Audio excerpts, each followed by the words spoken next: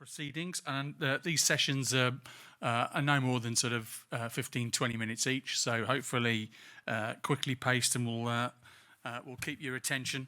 And again, I know most of the speakers will have allowed some time for some questions as well, so please feel free to pop your hand up and I'll do my best to pick you out and make sure that your question is directed to the appropriate speaker. So coming up for you in the next little section, we've got Alison Hurst here on the challenges of cybercrime and the response from law enforcement. Hugo Russell, you heard a little bit from before lunch from University of Wolverhampton on the ability to use cyber security for growth potentially in your business. But first of all, very much the cog in the driving wheel behind Cyber Tuesday here at Millennium Point. I'm going to ask him just to come up here and just speak for the next 10 minutes or so about his own personal area of expertise. Chief Executive of Cyber Risk Score, Mr. Richard Fallon, everybody.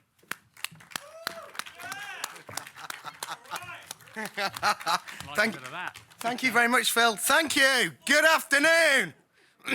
How is everybody? Yeah, I do have a microphone. Is it on? Can you hear me? It's great to see everybody having a great time. Brilliant, brilliant. Okay, so I'm going to do a quick 10 minutes, if I may, on how to monitor, improve, and prove your cybersecurity. So we've mentioned a lot of stats today, but I do want to start by showing a couple of stats.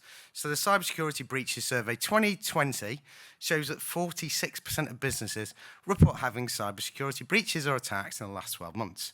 Please remember, that's businesses that knew about it and decided to report it. So it's probably going to be a bit higher than that. 39% of them were negatively impacted. They lost out in terms of fines. They lost in terms of fixes, actually having to work on something to plug it. Lost time, because then you've got people who'd usually be doing your sales or doing something else, you know, trying to repair the damage done. And then obviously you've got the big thing of lost business, lost credibility. And this is why IBM reckons that the average data breach costs about £2.6 million.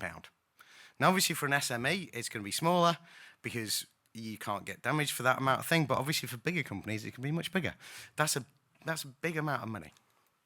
The Federation of Small Businesses say 40% of businesses do not regularly update software, and a similar proportion don't even back up data.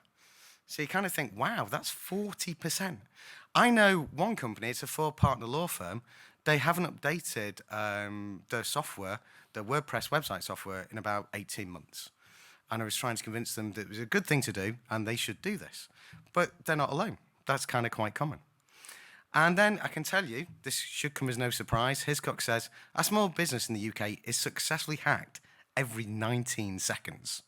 That's a lot of businesses are hacked. And you can kind of think, well, if they're not updating software, they're probably easy targets.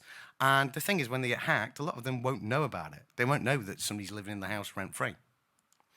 So what can we say about security? Well, cybersecurity. Well, it can be complex. It can be like kind of a film like Inception, where it's very complex. There's lots of moving parts. There's lots for you to understand. There's lots going on, which means it's very confusing. So lots of people kind of go, I don't get this.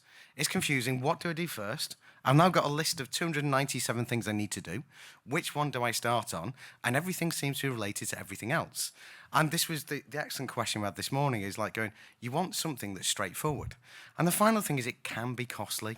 And we've kind of touched on this, that if you want to do some penetration testing, you can be looking 5, 10 grand. All of these things add up. Getting a cybersecurity report alone costs you thousands of pounds, and then you've got to do the fixes as well. So ideally what you want is cybersecurity. You want a solution that is simple, straightforward, and affordable. And this is why we'd like to announce Cyber Risk Score. And I've got this short video for you. Cyber Risk Score is just like a credit score for your organisation's cybersecurity. You get a score out of 1,000. You get a report listing your vulnerabilities, how much they impact your score, and recommendations. You receive a new score and report each month. Simple. It is affordable for every business and organisation, even one-man bands. Discover the best way to monitor, improve and prove your cybersecurity credentials at cr-score.com. Cyber Risk Score, the new standard. Okay, so that is Cyber Risk Score. Oh, thank you, Phil. Thank you. So I'm going to tell you a little bit more about that, if I may. So I said we wanted something simple. So as you can see here, this is pretty simple for anybody to follow. If you can count to 1,000 and get an idea of what the number means, then you're sorted. So here's somebody's got a score of 730, and that means they're fair. You've got that orange background. If it's good, it's green. If it's poor, it's red. If it's very poor, it's very red, to give you an idea that you really need to do something, and maybe flashing red in a future one. But it gives you something that a CEO or somebody who's not really familiar with cybersecurity can easily understand. You can get that. My company's safe or it's not safe. Need to do something, don't need to do something. So next thing is we want to make it straightforward for people to improve their score. So this is the type of report you get. So you can see exactly what vulnerabilities have been found. You can see how severe they are. So you get an idea of, I need to prioritize these things.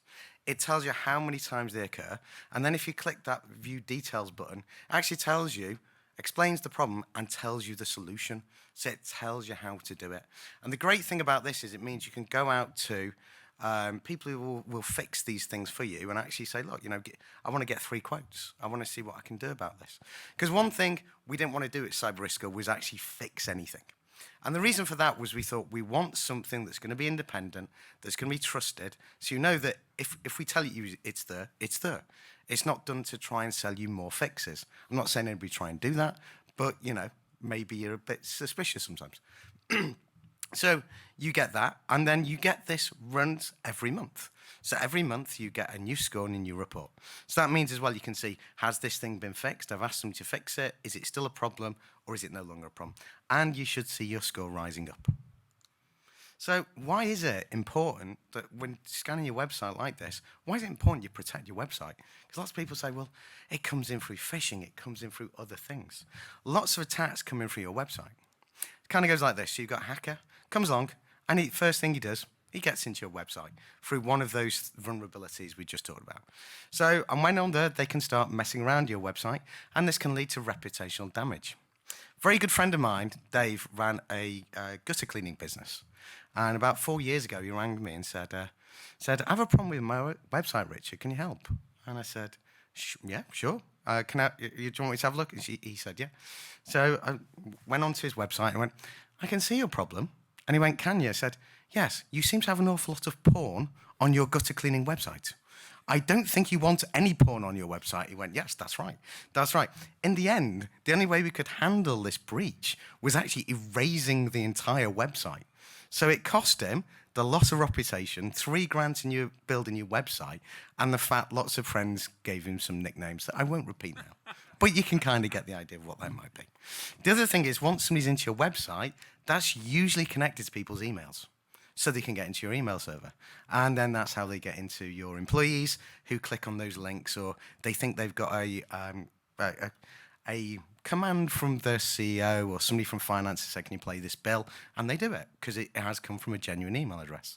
The other thing as well is, once it's your website, they can get into other systems. I don't know if you remember, a couple of years ago, there was the Paradise Papers. We've got the Pandora Papers now, but Paradise Papers a couple of years ago. And that was where an awful lot of financial information for an awful lot of very wealthy people was revealed because they've been holding their money in the Cayman Islands. And it was interesting. Do you know how they got into that? Do you know how they got all that data? I can tell you what it was somebody hadn't updated a plugin on the website. Simple as that. The website had a plugin that was out of date. That's how they got in and got all of that information out. So that kind of shows why it's really important you protect your front-end website.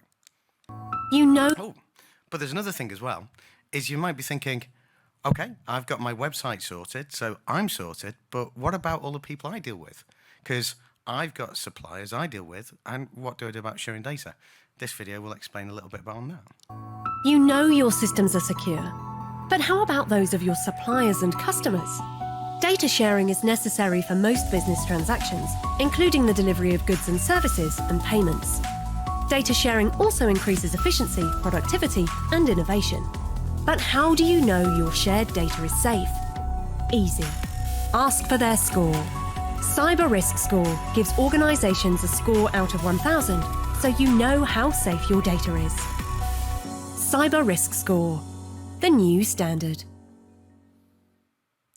Now, interestingly enough, and I've been speaking to a lot of companies about this, a lot of companies. They're always convinced that their cybersecurity is okay. They sound nervous when they do that, but they think it's okay. But when I asked them, I said, okay, so you're a manufacturer, you share data with other people. How do you know it's secure? And that's the point where they kind of get a bit, I don't know. How would I know?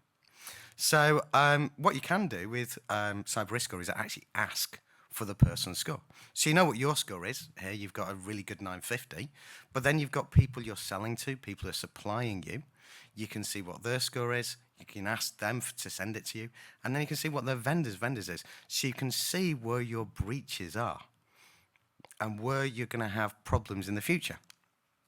Because really, you've got to manage your supply chain, because it's vital for numerous things, including delivery. I think we all know a lot about supply chains in the news at the moment, and the impact, if they collapse, can have on delivery. There's equally business survival. If you can't get the products you need to build your product or deliver your service, then you're not going to survive. Equally, if the people who you're buying from have trouble taking delivery from you. And then you have a duty of care. There's definitely a growing duty of care among larger businesses and smaller businesses to look after the people they deal with. It's kind of like a thing of, I need to look after my data, and if I'm sharing my client's data, I definitely need to be careful. And then obviously it's good for environmental, social, and governance. So that's really why it's very useful to know your own score and ask your score of other people. Now, one thing I haven't addressed yet, though, is the affordability. Because I said you wanted something that was simple, straightforward, and affordable. So you get your monthly report and you get your monthly score for £44.95 a month. So it's about what you pay for your broadband. So compared to the other solutions, we think that's very affordable. Lots of businesses can do that, they can share it, and people know that they can share their data safely with them. So if you want to get your score today, just go to www.crscore.com and fill in your details, put in your website. There is protection, so we know you're scanning your own website, not somebody else's, because you wouldn't want a report like that. And if you've got any questions, please ask me after the event. But thank you very, very much for coming today. I think I've took up more than enough of your time. And thank you. I'm going to hand back to Phil. Thank you very much. Thanks, Richard. Thanks, Richard.